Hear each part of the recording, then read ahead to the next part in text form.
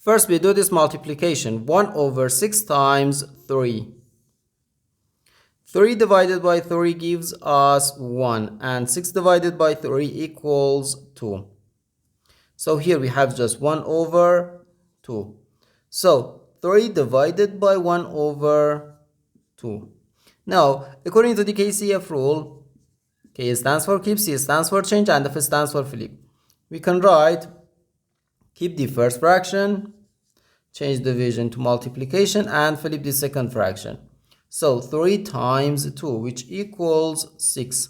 But this answer is not correct, because according to the order of operations, multiplication and division have equal priority, and we have to work from left to right. Okay, so here first we have to do this division, then this multiplication. If we do this multiplication before this division, it is wrong.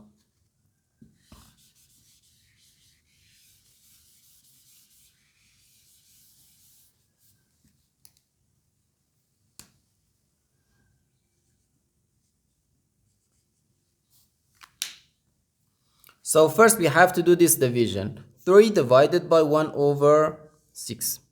According to the KCF rule, we can write keep the first fraction, change division to multiplication, and flip the second fraction. Then times 3.